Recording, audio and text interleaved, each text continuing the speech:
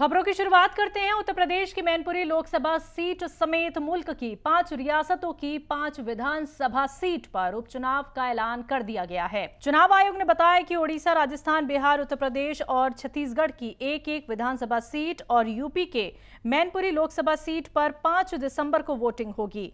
ओडिशा की पदमपुर, राजस्थान की सरदार शहर, बिहार की कुरहनी, छत्तीसगढ़ की भानुप्रतापपुर और यूपी की रामपुर सीट पर उपचुनाव का ऐलान कर दिया गया है। इसके अलावा चुनाव आयोग ने यूपी की मैनपुरी लोकसभा सीट पर नामांकन खतों की स्क्रूटनी 18 नवंबर को की जाएगी, जबकि कैंडिडेट अपना नामांकन 21 नवंबर तक वापस ले सकेंगे। बिहार के साबिक वजीर आला जीतन राम मांझी ने बयान देते हुए ये दावा किया है कि मोकामा और गोपालगंज सीटों पर आरजेडी के उम्मीदवार भारी मतों से जीत दर्ज करेंगे। जो गोपालगंज में और मोकामा में है, दोनों सीट पर राजद का उम्मीदवार काफ़ी मतों के अंतर से जीत रहा है।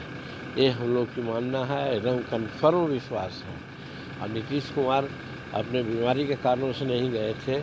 हमारे बारे में भी लोग कहते हैं, तो हम तो पैर के चलते नहीं गए थे, लेकिन मेरा बेटा जो राष्ट्रीय अध्यक्ष है मोकामा में गाँव में जाके घूमा है, तो इसलिए हम लोग सब साथ होकर के लड़े हैं।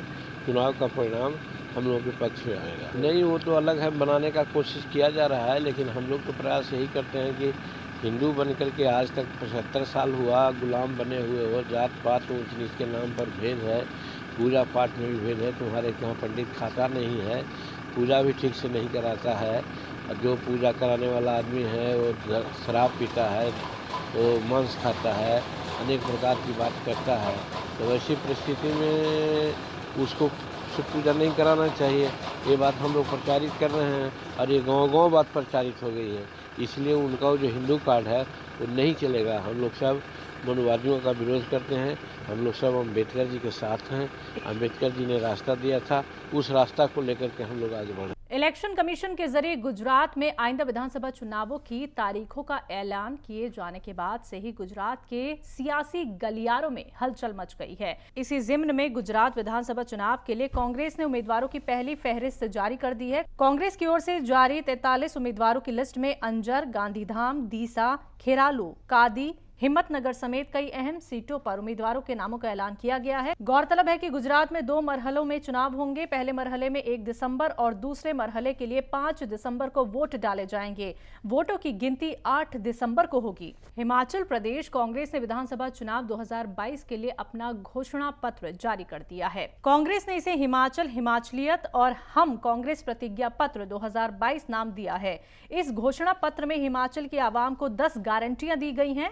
कांग्रेस की 10 गारंटियां कुछ इस तरह हैं। कांग्रेस ने घोषणा पत्र में कहा है कि पहली कैबिनेट में 1 लाख रोजगार देंगे, साथ ही पुरानी पेंशन को बहाल करने की बात है। इसके अलावा हर घर लक्ष्मी के तहत महिलाओं को हर माह 1500 रुपए दिए जाएंगे। हर विधानसभा में 4 अंग्रेजी मीडियम स्कूल खोले जाएंगे। केंद्र में सरकार बनने पर सेना की 4 साल वाली नौकरी का नियम वापस लिया जाएगा। बात अगली खबर की। हिमाचल में एक रैली को खिताब कर वजीर आजम नरेंद्र मोदी ने कांग्रेस पर जमकर हमला किया। उन्होंने कहा कि कांग्रेस ने हमेशा पहाड़ी राज्यों में लटकाओ, भटकाओ, तरसाओ की नीति अपनाई है। सरकार में आना, सरकार में रहना राजपाट चलाने जैसा ही रहा है। हिमाचल में पहाड़ी राज्यों में तो कांग्रेस दशकों तक तरसाओ, लटकाओ, भटकाओ, यही उनकी रीति थी, यही उनकी नीति थी।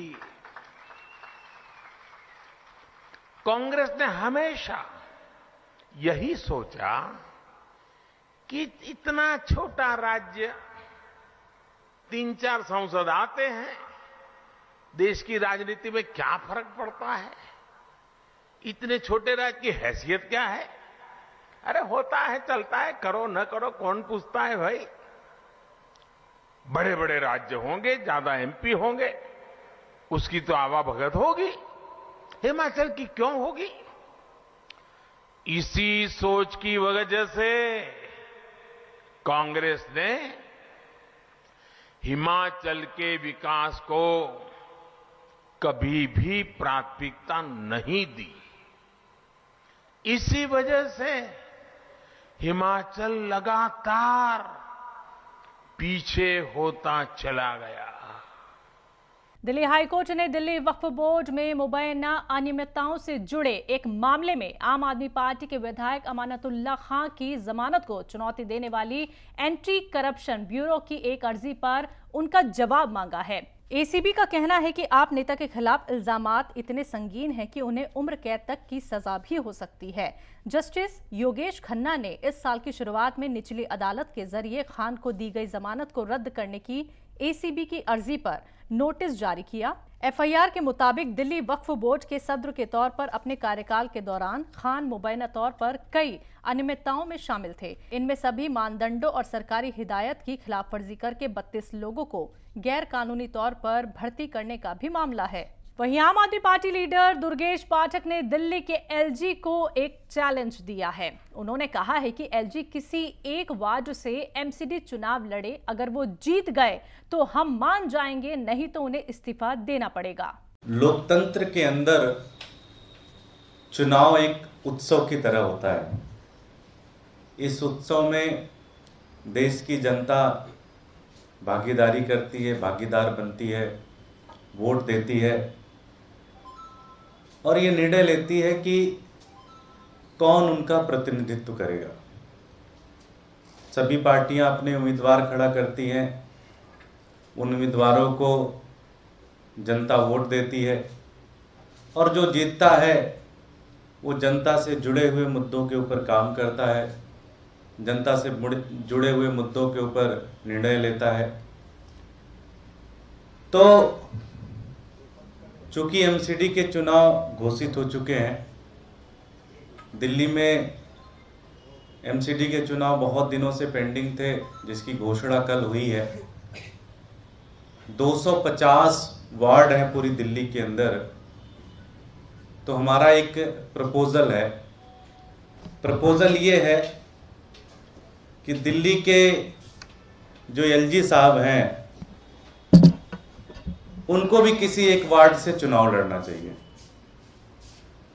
अगर वो चुनाव जीत गए तो हम उनको मान लेंगे, अगर वो चुनाव नहीं जीतते तो इसका एक मतलब यह है कि एक ऐसे व्यक्ति को गुंडागर्दी और दादागिरी करने के लिए बाहर से लाकर दिल्ली वालों के सर पे बिठा दिया गया है। दिल्ली में लगातार बढ़ते हुए प्रदूषण को लेकर राजनीति भी तेज होती जा रही है। इसी जिम्न में बीजेपी के नेता यासिर जिलानी ने केजरीवाल सरकार पर जमकर निशाना साधा। तो हमारे नुमाइंदे मोहित शुक्ला ने बीजेपी नेता यासिर जिलानी से खास बातचीत की है। तो क्या कुछ कहा उन्होंने, आइए आपको सुनवाते हैं। गैस चैम्बर बनी दिल्ली पर क्या बोलते हैं यासिर जिलानी साहब, हमारे साथ खुद बातचीत करने के लिए मौजूद है। सर, पूरी दिल्ली में दमघोटू गैस चैम्बर बन चुका है, राजनीति हो रही है दोनों तरफ से, इधर से उधर से, लेकिन सवाल ये है कि आखिर दिल्ली वाले कहाँ जाएं? देखिए, दिल्ली के छोटे छोटे बच्चों की हालत खराब है। जो स्कूल जा रहे हैं बच्चे, जो बुजुर्ग पार्कों में जा रहे हैं, वो लिटरल मीनिंग आंसुओं से रो रहे हैं क्योंकि हालात बहुत ख़राब है। गैस चैम्बर की आप बात करें, एक्यूआई लेवल हर इलाके में अलग है। आज तो 500 से क्रॉस किया है, साउथ ईस्ट में, नॉर्थ ईस्ट में, कुछ साउथ के इलाके में, ग्रेटर कैलाश जैसे मेन इलाके में, लुटियन जोन में आज सुबह हालत बहुत ख़राब। लेकिन दिल्ली के मुख्यमंत्री जो एक तरीके से टूरिस्ट बने हुए हैं, आते हैं 2 घंटे के लिए, एक पत्रकार सम्मेलन करते हैं और फिर चले जाते हैं। और अगर सवाल उनसे पत्रकार करते हैं तो जवाब वो ये देते हैं कि बिहार में भी है, बंगाल में भी है, मध्य प्रदेश में भी है। दिल्ली के इस माहौल से कैसे निजात दिलाएंगे, उस पर कोई उनका किसी तरह का गाइडलाइंस नहीं आता है। पूरी की पूरी सरकार 8 साल से चल रही है, लेकिन उनसे जब सवाल करें तो वो कंक्लूजन पर नहीं जाते, मुद्दा उठाते हैं, टच करते हैं, भाग जाते हैं। कब तक करेंगे आप? और इस वक्त प्रदूषण बेहद खराब, बेहद खराब। ये तो उनका, अगर उनके अंदर नैतिकता बची हुई है तो मुझे लगता है कि उन्हें इस्तीफा देना चाहिए। सर, आपने इस्तीफा देने की बात की, मैं बात करता हूँ पर्यावरण की, और जब पर्यावरण की बात होती है तो पराली का जिक्र आता है, और जब पराली का जिक्र आता है तो पंजाब को आप कैसे बोल सकते हैं? पर्यावरण, पराली और पंजाब, ये तीनों शब्द आपस में जुड़े हुए हैं। जब पंजाब में कांग्रेस की सरकार थी तो सूबे में बैठे हुए मुख्यमंत्री केजरीवाल ये कहते थे कि पंजाब जिम्मेदार है, लेकिन अब पंजाब में जब आम आदमी पार्टी की सरकार है तो सवाल ये उठता है कि जिम्मेदार कौन?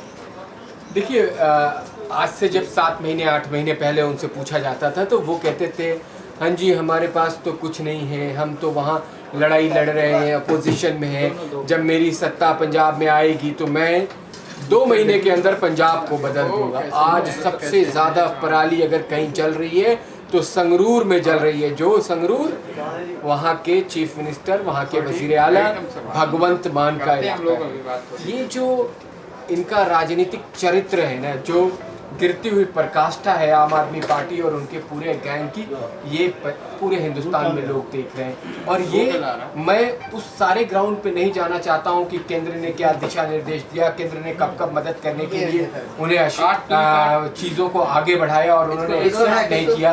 और किस तरीके से पूरी की पूरी जो ये नॉर्दर्न बेल्ट है वो पंजाब की वजह से इफेक्टेड हो रही है, उस पर अरविंद केजरीवाल का कोई किसी तरह का जवाब नहीं आ रहा है, क्योंकि उन्हें इस वक्त हिमाचल और गुजरात का चुनाव दिख रहा है। उन्हें लगता है कि शायद वहाँ पे वो कुछ झंडा गाड़ लेंगे, लेकिन वहाँ की जनता भी चालाक है, वहाँ भी अरविंद केजरीवाल को मौका नहीं मिलने वाला है।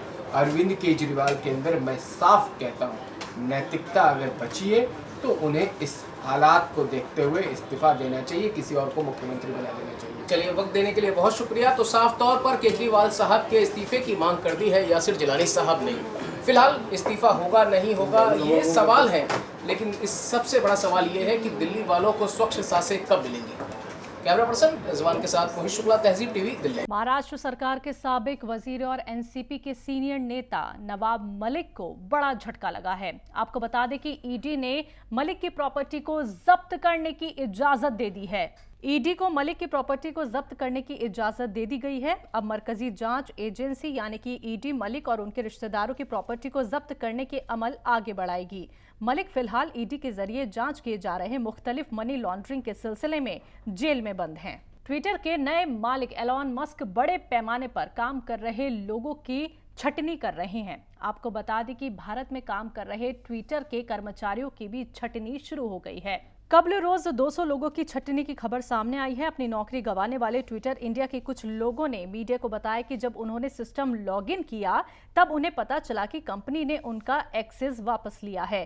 ट्विटर इंडिया अभी वर्क फ्रॉम होम मोड में है। इसको लेकर उठ रहे सवालों का जवाब देते हुए मस्क ने छटनी के अपने फैसले का बचाव किया है। उन्होंने कहा है कि ट्विटर को रोज 40 लाख अमेरिकी डॉलर का नुकसान हो रहा है। ऐसे में उनके पास छटनी के अलावा कोई रास्ता नहीं है। महाराष्ट्र के नासिक रोड रेलवे स्टेशन पर एक ट्रेन की बोगी में आग लग गई। बोगी में आग लगने की इत्तला मिलते ही तुरंत फायर ब्रिगेड की गाड़ी मौके पर पहुंची और आग पर काबू पाया गया। राहत की बात यह है कि इस हादसे में किसी भी जानी नुकसान की जानकारी नहीं है। सेंट्रल रेलवे के chief public relation officer Shivaji M Sutar ने सोशल मीडिया पर जानकारी देते हुए लिखा कि इंजन के बगल में लगे सामान, डिब्बे, पार्सल वैन को फौरन ट्रेन से अलग किया गया और आग पर काबू पाया गया है।